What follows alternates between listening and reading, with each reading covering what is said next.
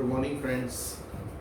अब तक मेरे 5-6 जो वीडियोस मैंने अपलोड किए हैं उसको देखकर आप समझ गए होंगे कि सेंटेंसेस की फॉर्मेशन कैसे होती है।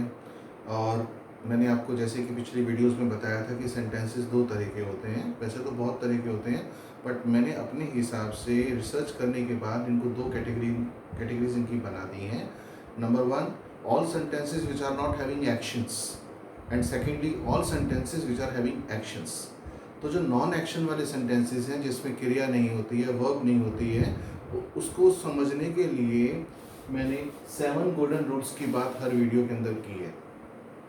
और जब तक हम इन 7 गोल्डन रूल्स को नहीं समझेंगे तब तक हम वो हर वाक्य की इंग्लिश नहीं बना पाएंगे जिसमें क्रिया होती है। प्लीज़ मेरे सारे वीडियोस देखिए, तभी आपको हर चीज़ समझ में आएगी। क्योंकि अगर हम बात करें अलग अलग तरह के वीडियोस की, जैसे कोई लोग ट्रैवलिंग पर बनाते हैं, कोई कुकिंग पर बनाता है, अलग अलग चीज़ों पर बनाते हैं, तो हो सकता है वो चीज़ें आपस में लिंक ना करें।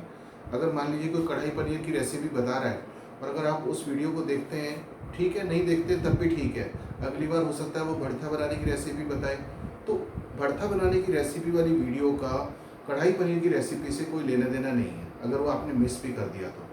उसी तरह से जो लोग घूमने जाते हैं और वो अपने ब्लॉग बनाते हैं, मान लीजिए किसी ने शिमला का बनाया और उसकी अगली वीडियो में उसने गोवा के बारे में बताया, अगर आपने शिमला वाला मिस कर दिया तो कोई बात नहीं। हाँ, गोवा वाला जो है वो गोवा के बारे में बता रहा है, शिमला वाला शिमला के बारे में बता रहा है। पर मेरे जो ये क्लासेस हैं इसके अंदर जब तक आप सारे वीडियोस को अच्छे से नहीं देखेंगे तो आपको स्टेप बाय स्टेप समझ में नहीं आएगा। तो प्लीज़ मेरे एक बार वीडियोस देखिए, तब आपको ये सारी चीज़ें क्लियर हो जाएंगी। और जितना हमने आज तक पढ़ा उसकी प्रैक्टिस आज मैंने यहाँ पर कुछ सेंटेंसेस बनाए हैं, आप ध्यान से देखिए। 7 गोल्डन रूल्स प्रैक्टिस। सबसे पहले है राम इस समय घर है, तो Ram is at home now.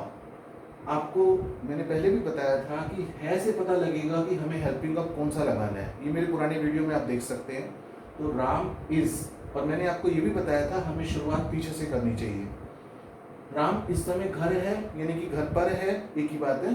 तो Ram is at home now, now इस समय, एट दिस टाइम भी बोल सकते हैं। मोना कल इस समय कॉलेज में थी, तो Mona was in college eight this time yesterday. तो थी से पता लगा कि हमें वॉज और वर्ब में से एक लगाना है, और मैंने अच्छे से एक्सप्लेन किया है वीडियोस के अंदर कि वॉज कब लगता है, इज कब लगता है, वर्ब कब लगता है।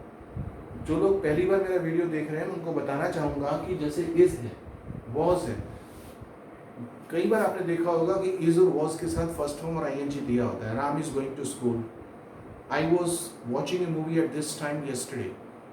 तो यहाँ पर इज के साथ, वॉज के साथ फर्स्ट फॉर्म आईएनजी लगी हुई है। तो मैं आपको यहाँ समझाना चाहता हूँ, दोबारा से बताना चाहता हूँ, ये वो सेंटेंसेस हैं जो अब मैंने बोर्ड पे लिखे हैं जिसके अंदर एक्शन नहीं है। हर वो वाक्य जिसके अंदर क्रिया नहीं होती है वो 7 गोल्डन रूल से समझा जाएगा। इस वजह से आप इनको इस तरह से समझिए। ना समझ में आए तो मेरे वीडियो जरूर देखिए। हम कल शाम 5 बजे शिमला में होंगे में पता चला कि you are talking about your position और लोकेशन इन फ्यूचर और in present, but guessing, you are not sure. तो we will be in Shimla tomorrow at 5 PM।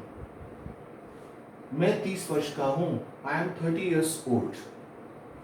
वो 86 वर्ष का था से पता लगा कि वॉज या वर्ब में से लगेगा, तो ही के साथ वॉज लगता है, ही वॉज 86 years old। शालू शायद 23 वर्ष की होगी। एक में मैंने बोला कि मैं इतने वर्ष का हूँ क्योंकि मुझे पक्का पता है कि मैं इतने वर्ष का हूँ, या मैं बोलता हूँ कि मोना 20 वर्ष की है क्योंकि मुझे पक्का पता है।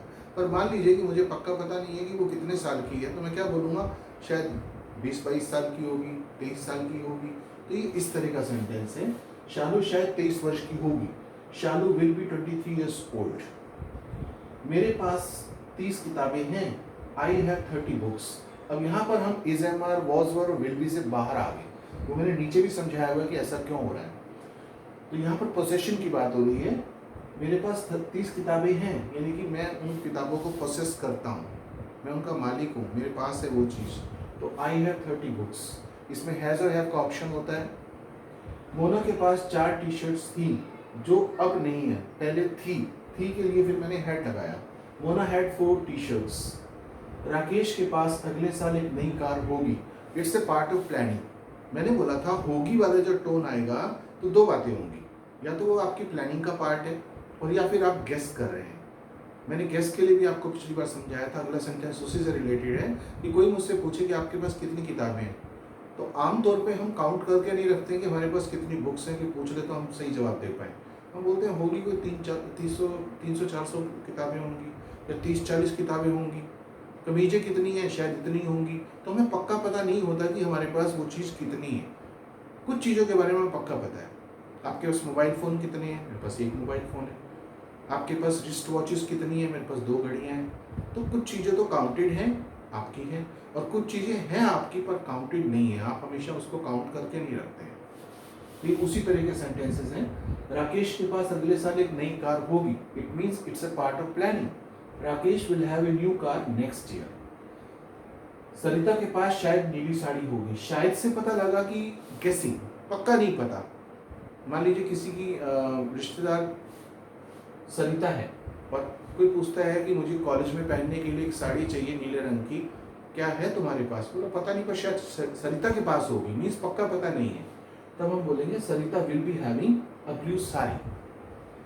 सोहन के कई दोस्त हैं। Sohan has many friends.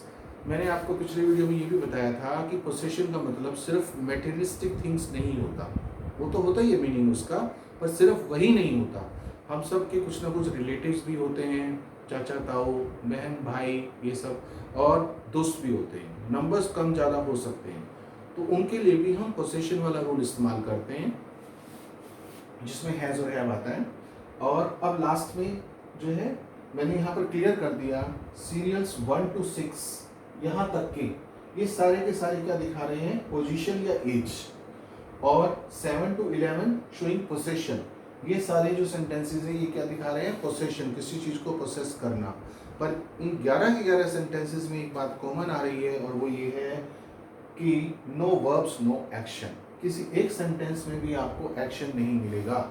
और अब फ्यूचर में जब हम वीडियोस बनाएंगे, वो सब के सब चैप्टर्स, चाहे हमारे वीडियोस अगले 1 साल तक 2 साल तक नए बने, सब के अंदर एक चीज़ होगी कि एक्शन ज़रूर होगा। विदाउट एक्शन के जो सेंटेंसेस हैं उसके लिए वो 7 गोल्डन रूल्स आपको सीखने हैं। 8वां रूल सीखने की कोई ज़रूरत नहीं है। So please see all the videos to understand in better manner. Thank you.